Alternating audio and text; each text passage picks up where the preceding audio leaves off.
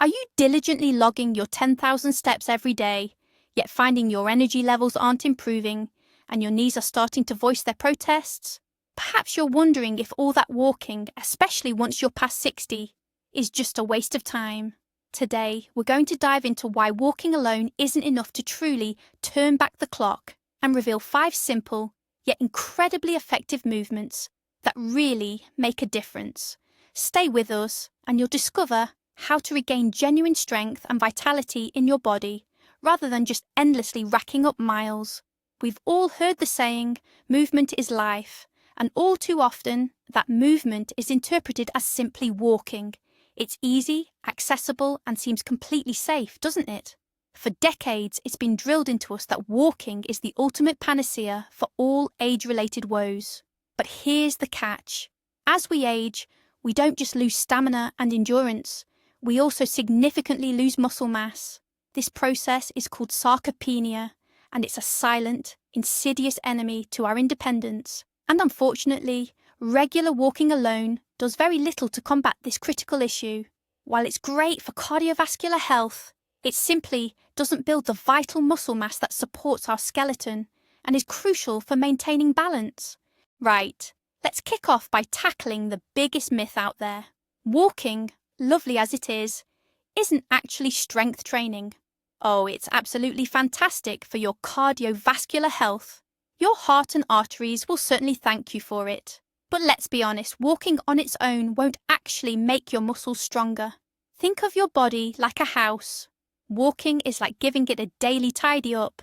It keeps things neat and tidy, but it doesn't strengthen those crucial supporting walls. And as we get older, it's these very walls, our muscles, that naturally start to weaken. This process actually has a medical name, sarcopenia, and it's not just some complicated word from a medical textbook.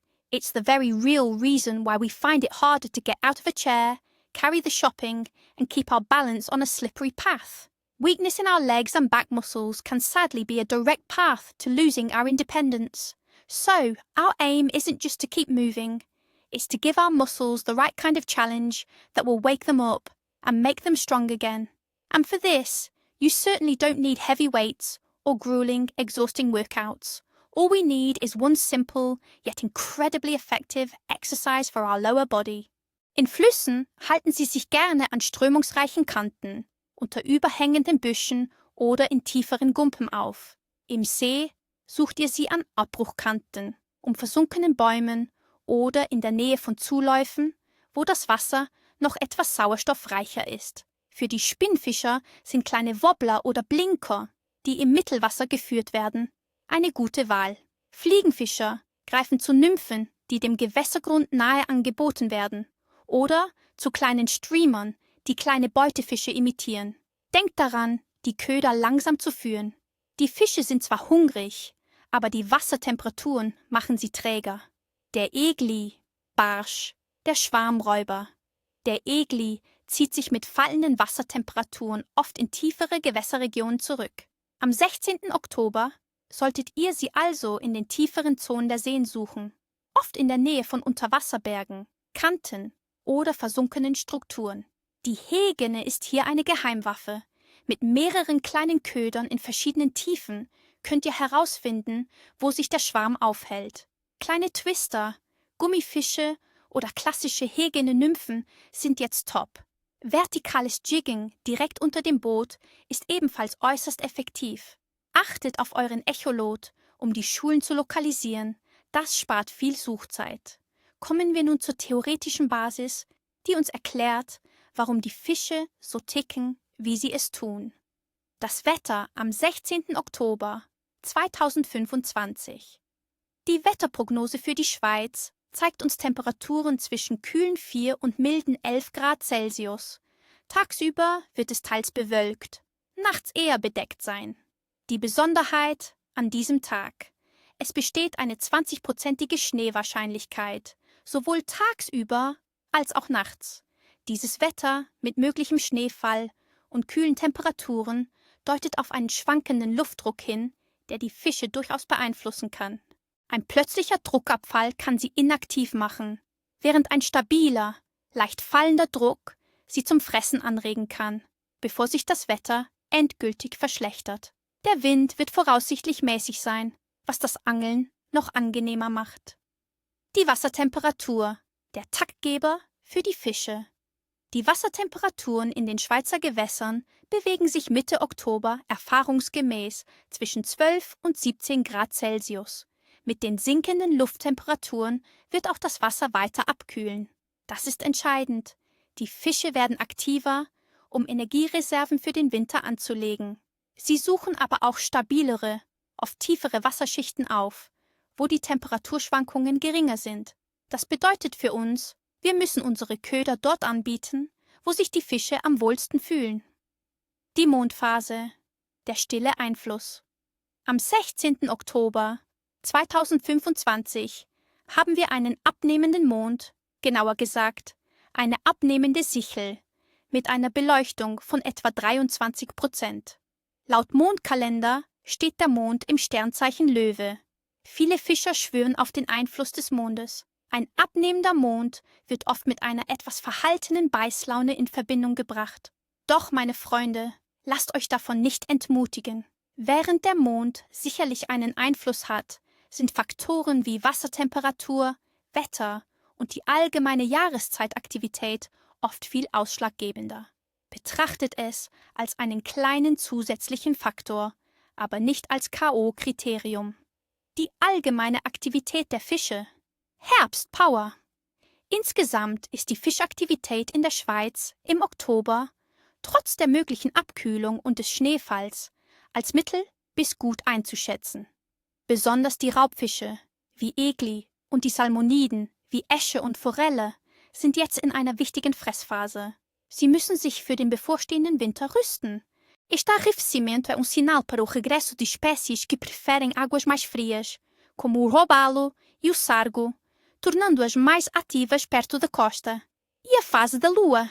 Na quinta-feira, 16 de outubro, estaremos em lua minguante, com a lua iluminada em cerca de 26%. Para muitos pescadores, a lua minguante pode ser um período de menor atividade geral, mas pode ser excelente para espécies de fundo, que se sentem mais seguras com menos luz direta. No entanto, por experiência própria, o meu conselho é não se prenderem demasiado a estas crenças, pois a fome dos peixes, muitas vezes, fala mais alto do que a lua. Em termos de atividade geral da pesca em Portugal, outubro marca o início do outono e o regresso das águas mais frias, o que atrai de volta à costa espécies como o robalo e o sargo, que preferem estas temperaturas mais baixas. Os peixes de fundo podem estar mais ativos com a menor luminosidade da lua minguante. Dada toda esta análise, o meu prognóstico para o CLEV, na quinta-feira, 16 de outubro de 2025, é médio a bom, com potencial para capturas surpreendentes. O vento fraco e as temperaturas amenas são favoráveis, e o arrefecimento das águas estimula a atividade de espécies-chave como o robalo e o sargo. Basta adaptarem as vossas técnicas aos locais e espécies, e a recompensa virá. Espero que estas dicas vos ajudem a ter um dia de pesca fantástico. Não se esqueçam, amigos, de ir à pesca com responsabilidade e de respeitar a natureza. Desejo-vos, do fundo do coração, nem rabo, nem escamas. E antes de irem, por favor, deixem um like neste vídeo, subscrevam o canal para não perderem nenhum prognóstico e ativem o sininho. E digam-me nos comentários quais são os vossos planos de pesca para esta semana. Que espécies costumam procurar em outubro? Partilhem as vossas observações e dicas. Adoro ler os vossos comentários. Grande abraço e até a próxima. Right then, folks, listen up. This is the #1 movement that will truly change everything. It's called a chair squat. Now, please don't let the word squat put you off. You certainly won't be doing them with a heavy barbell like some Olympic champion. Instead, your own sturdy kitchen chair will be your personal trainer and your safety net. Why squats, you ask? Simple. They target the biggest, most important muscles in our bodies, your legs and glutes. These are your foundation, your powerhouse. This is the engine that gets you up the stairs, helps you rise from that comfy low sofa and keeps you feeling steady and confident on your feet. In fact, every time you sit down and stand up, you're already doing a squat. We're simply going to make that natural movement more conscious and beneficial. So, place your chair behind you with your feet about hip width or shoulder width apart. Slowly and with full control, lower yourself down as if you're about to sit. Just lightly touch the seat, no collapsing onto it, and then, using the power in your legs and glutes, push yourself back up. The crucial part, try not to push off with your hands. It might feel a little challenging at first, but you'll be absolutely amazed at how quickly you regain that strength in your legs. This is your very first and most important step towards genuine functional strength. Now let's talk about the part of your body that walking doesn't really work. Your upper body. That's your core, arms, and shoulders. You can walk for miles, but your arms won't get any stronger from it. And yet, a strong upper body is absolutely vital for staying independent in your daily life. It means you can effortlessly lift a bag of groceries, reach for something on a high shelf, or even simply open a stubborn jar. This is where our second helpful exercise comes in, the wall push-up. Forget those tricky floor push-ups that can be hard on your wrists and shoulders. Wall push-ups are the safest, most effective way to build strength in your chest, shoulders, and arms. To do them, simply stand facing a wall. Place your palms flat on it, a little wider than your shoulders, and at arm's length. Keeping your body straight as a board, slowly bend your elbows, leaning gently towards the wall. Then, push yourself back smoothly and steadily to the starting position. This simple exercise wakes up those muscles we don't often use in everyday life, making you feel noticeably stronger and more confident tackling those daily chores. Now let's tackle one of the most insidious age-related issues, loss of balance. The risk of falling is no joke, and often the main culprit isn't dizziness, but rather a weakening of the muscles in our feet and lower legs. We simply stop feeling as steady and connected to the ground beneath us. And this is where our third exercise, brilliant in its simplicity, comes to the rescue. Supported calf raises. All you need is a wall or the back of a sturdy chair for support. Stand tall, holding onto your chosen support for balance. Now slowly rise up onto your tiptoes, as high as you comfortably can, really feeling those calf muscles engage and tighten. Hold this position for a couple of seconds, then smoothly lower yourself back down. What exactly does this achieve? Firstly, you're strengthening your calf muscles, which are often rightly called our second heart, because they play a vital role in pumping blood from your legs back up to your heart. And secondly, and most importantly for our balance, you're actively training dozens of tiny, crucial stabilizer muscles in your feet and ankles. These are the muscles responsible for your overall stability, helping you to instantly correct your body position if you happen to stumble or misstep. Think of this exercise as your best natural insurance policy against falls. And what about your back? That familiar stoop or that dull ache in your lower back after a long walk or a session in the garden? Sound familiar, doesn't it? Walking, especially if your posture isn't quite right, can even make these issues worse. What we really need is a strong set of muscles to support our spine. And this is where our fourth exercise comes in, the Superman on the floor. Don't worry, you won't actually have to fly. You'll need to lie on your stomach on the floor, with your arms stretched out in front of you. Now very smoothly and simultaneously, without any sudden jerks, gently lift your arms, chest, and legs just a few inches off the floor. Imagine you're soaring like a superhero. Hold this position for a couple of seconds and then slowly lower yourself back down. This exercise is truly a gift for your back. It gently, yet incredibly effectively, strengthens all the extensor muscles that run along your spine. These are the very muscles responsible for maintaining good posture and protecting your lower back from strain.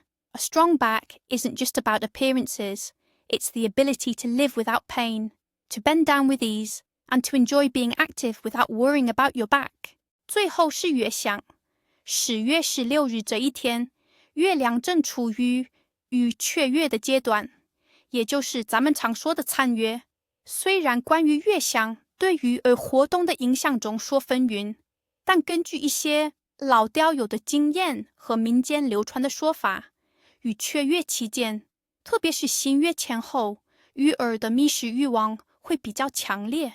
这可能是因为月光较弱，鱼儿在夜间感到更安全，白天也会更积极地出来觅食，以弥补夜间相对较少的捕食机会。总而言之，朋友们，2025年4月16日将是一个良好的钓鱼日。怪异的温度、稳定的高压、轻柔的东北风，以及鱼儿们为越冬而开启的饕餮模式，都会聚成了好钓狂的有利因素。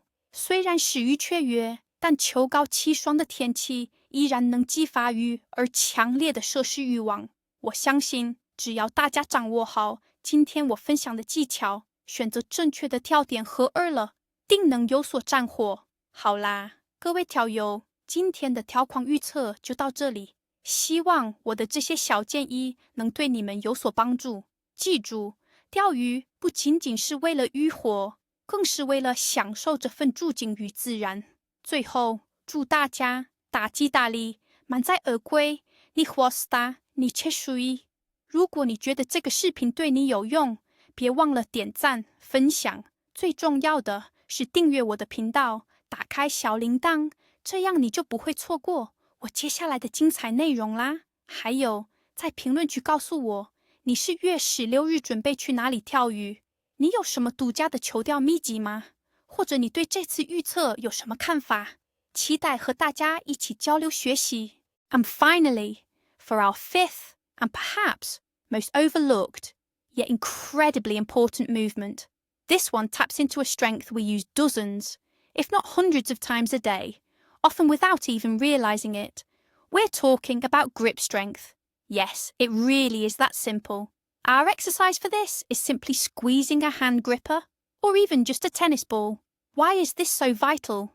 Good grip strength is what allows you to effortlessly open that stubborn jar, turn a key in a stiff lock, confidently handle a heavy frying pan, or simply hold securely onto a handrail on the bus. But here's the truly amazing part. Numerous scientific studies consistently show that grip strength is one of the most accurate indicators of your overall health and even your longevity as you age. It's not magic, of course. A strong grip actually reflects the health of your entire muscular and nervous system. Simply take a hand gripper or a small ball, slowly squeeze it with maximum comfortable effort for 3 to 5 seconds, and then gently release. This tiny movement, something you can easily do while sitting and watching TV, makes an enormous contribution to your everyday strength and overall safety. But here's the real revelation, the most surprising and empowering part. The biggest aha moment isn't about building bulging biceps. It's about the day you realize it's easy to get up from that low sofa without needing to push yourself up with your hands. You'll effortlessly carry grocery bags that once felt impossibly heavy. You won't fear slipping on ice in winter because your body is ready to catch its balance. That's the real victory. Not the numbers on your pedometer, but that genuine sense of control over your own body. Walking is wonderful. It's like reading just one captivating chapter of a fascinating book. But these 5 simple strength exercises, they're the rest of the story, full of adventure and new possibilities. You're not just gaining muscles, you're reclaiming your freedom. So, let's recap. Walking after 60 isn't useless, but it's simply not enough to truly maintain your strength and independence. True physical youthfulness, balance, and confidence in every step come from the simple, powerful movements we've shown you. Thank you for watching this video all the way to the end. If you found anything useful here, please give us a like and subscribe to the channel. It really helps us create more new content. Now, a question for you. What exercises do you already do, besides walking? Or perhaps you're just planning to start and might try our routine. Share your experiences in the comments below. Let's discuss it together.